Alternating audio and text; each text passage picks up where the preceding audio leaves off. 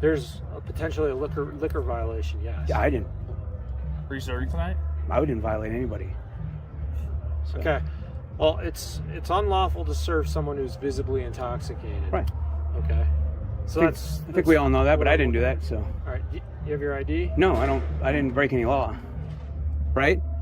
Do you have evidence? That's why do you we're have here. Do you have evidence that I broke a law in particular? That's why I'm here. If you don't have evidence that I specifically broke a law, then there is no probable cause for you to ask for my ID because you have to have reason. In this intense encounter, a catering worker known as Right to Resist firmly rejects police attempts to obtain his ID without evidence of a crime.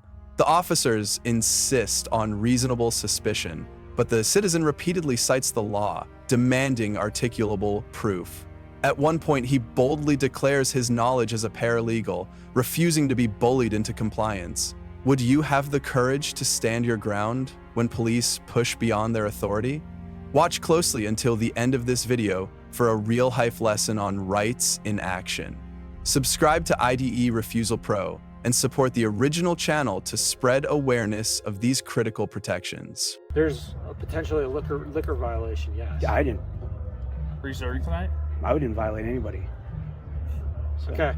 Well, it's unlawful to serve someone who's visibly intoxicated. Right.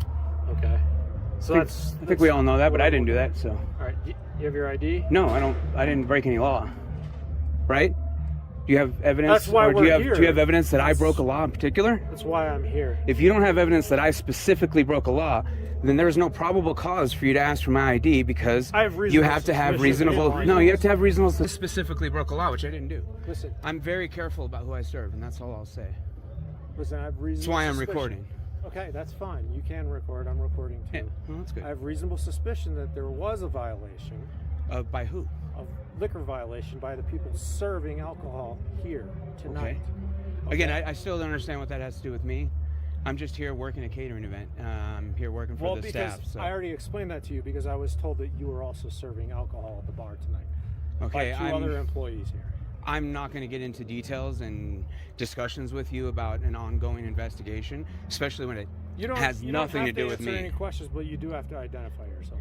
I didn't break any laws, so what would I have to identify myself for? In Colorado, in order to ID somebody, you have to have proof that they've either broken the law or that you have to have reasonable suspicion or articulable suspicion that they have broken the law. No, you didn't witness me doing anything, and you don't have any witnesses saying that I overserved anybody.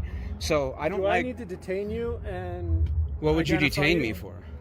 To identify you. For what crime, though? You have to have a crime to detain me. Reasonable suspicion is not a crime. It's a liquor. Yeah, go ahead. Were you serving alcohol tonight at this event? I'm not answering any questions for you guys. The Right to Resist is confronted when officers demand his ID after alleging a possible liquor violation. The police argue that it is unlawful to serve an intoxicated person, but they never witnessed him doing so. He immediately invokes constitutional protection, asking what evidence exists that he personally committed a crime. Under the Fourth Amendment, officers cannot detain or compel identification without reasonable articulable suspicion tied to an individual, not just general suspicion. The officers attempt to blur this line, but legally, suspicion of a crime scene is insufficient. There must be a clear connection to the person questioned. Right to Resist correctly challenges them by pointing out that hearsay is not evidence and that no probable cause has been shown. His refusal follows established case law where courts have held that police misconduct occurs when rights are ignored. The lawful action here is to remain silent, not volunteer ID, and demand clarity on detention status. I did to upset you? No. I'm not understanding why you guys think that you have the right to my ID when I didn't break any law. I didn't violate any crime. You have no proof that I violated any crime. Reasonable suspicion means that you have reasonable suspicion that you have proof someone violated a law. You don't have that. You have hearsay from many different people. You didn't witness anything. So reasonable suspicion has to occur in order for you to require my ID. That hasn't occurred yet. I'm not stupid. I know the law very well. I'm a paralegal. You're not going to bully me into forcing ID out of me for something I didn't do. I didn't break any law. So you have to have a law broken or say, we're pretty sure he broke the law in order to ID me. You don't have any proof that I broke the law because I didn't. Can I talk? Yeah, go ahead. Okay. So, from my training, reasonable suspicion is that I need to investigate what's going on. I have reasonable suspicion that bartenders were serving alcoholic beverages at this venue. Right, but you have to have reasonable suspicion that I personally broke the law. Yeah, you do. That's how it works. No. You can't just have Okay. blanket I'm not suspicion. gonna argue with you if you don't argue. Yeah, you can't have blanket suspicion. You have to have suspicion of an individual. We have the right to be free in our persons, and effects I'm not against trusting you. unreasonable. That would be Right. probable cause. I have to have evidence. No. In order to even ask for my ID, you need to have a warrant, No. or you have to have reasonable, articulable suspicion, or probable cause that a crime has occurred. You don't have that against me. I didn't occur. I I have didn't. reasonable suspicion that a bartender that was working here tonight.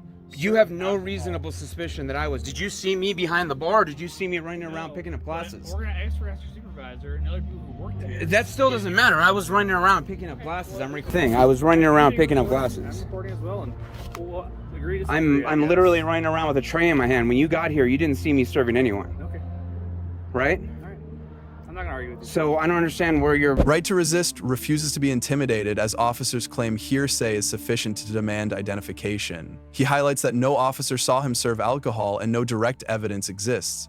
Declaring himself a paralegal, he underscores the legal requirement of reasonable articulable suspicion, not vague or blanket suspicion. Under the Fourth Amendment and Colorado stop and identify statutes, police must link suspicion to a specific individual, not simply a general group at a crime scene. The officers attempt to justify their actions by citing training, but legal precedent such as Terry v. Ohio, 1968, establishes that suspicion must be both reasonable and articulable. Here, the officers blur that standard, leaning toward misconduct by trying to expand authority beyond what the law permits. Right to resist is correct. The absence of direct evidence means no lawful demand for ID. The proper response is to stay firm, cite constitutional rights, and refuse to answer without probable cause. Probable cause, then you have a probable cause statement to do an arrest.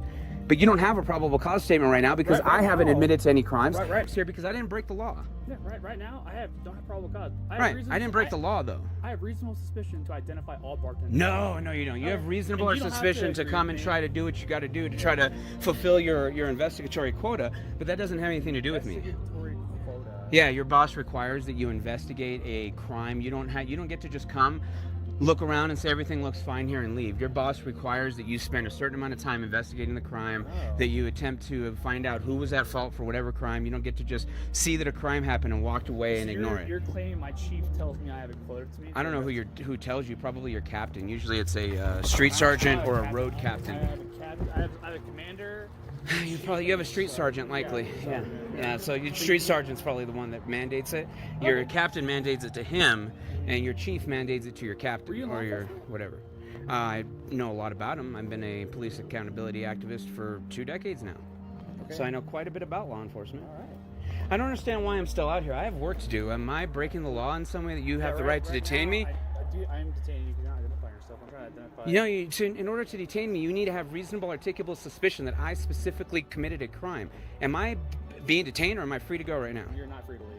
Okay, so I'm being detained right now Yeah. because you suspect me of a crime. I have reasonable suspicion to identify all bartenders here. You're not giving me your ID. All I want is to identify. Oh, I know. That's all cops want. You want to be able to violate our rights willy-nilly without any regard for the Fourth Amendment. We don't need to argue. I know, you guys don't like the Fourth Amendment. The Fourth Amendment stops you from finding out who everyone is. I love the Fourth Well, if you did, then you would understand right now that you don't have reasonable, articulable suspicion, definitely don't have probable cause, so you have no reason to be talking to me right now. I have no reason to be detained. This is an unlawful detainment. I have work to do. I have to get back to work. Can I go ahead and get back to work now? Not yet, sir. Sergeant Murdoch said he's talking to your supervisor, trying to figure out who you are. He's sure not willing to give me your name. You have no right to that information. You need to go do your job.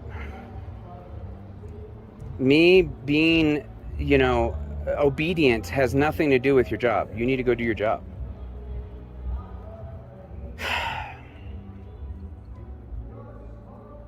You guys always think you can just bully situations, and it's not going to happen, dude. I feel like I'm bullying, sir. I'm trying to have a conversation. No, it's bullying. When you decided that you were going to detain me without a really strong, reasonable, articulable suspicion, by detaining me without that, you are clearly violating my Fourth Amendment right now. You're violating my Fifth Amendment right.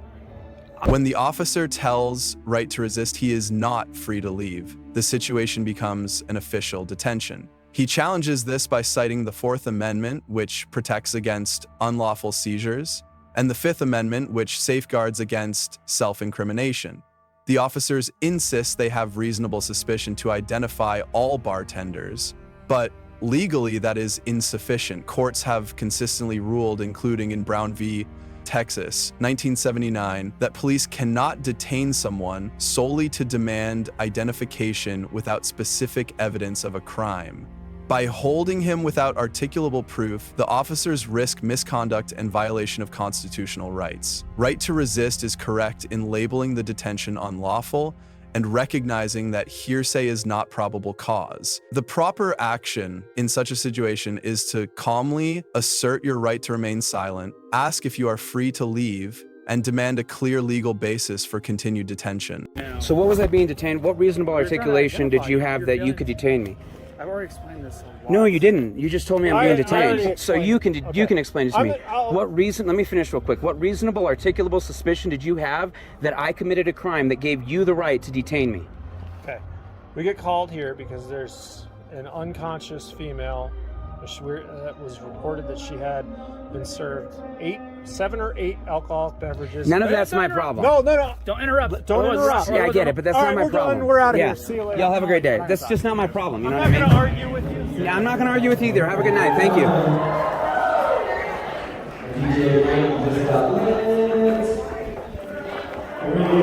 Safe out there. Resistors, this just goes to show that a little bit of education about the law goes a long way and gives us the ability to stand up when we need to. Now, this is the end of my interaction with these officers, but make no mistake, I'm sure that I'll be seeing them again.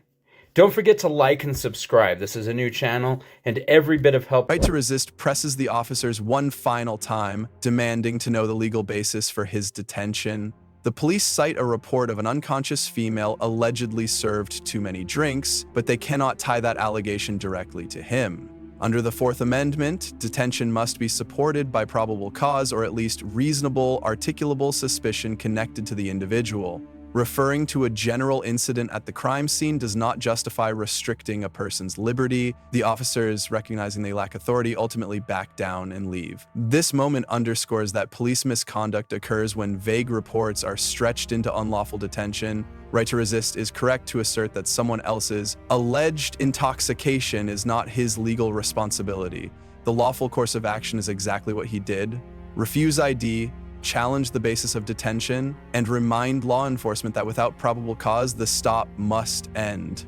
Right to resist earns an A for standing firm, applying his paralegal knowledge, and correctly invoking the Fourth and Fifth Amendments against unlawful detention and self-incrimination. The officers, unnamed in this incident, fall to a D as they blurred the legal standard of reasonable articulable suspicion and attempted to expand authority without probable cause. The key legal lesson is clear. Hearsay is not evidence, and detention requires direct, articulable proof. The lawful action is to stay calm, refuse ID without cause, and demand clarity on detention status. Support ID Refusal Pro and the original Right to Resist channel for more lessons.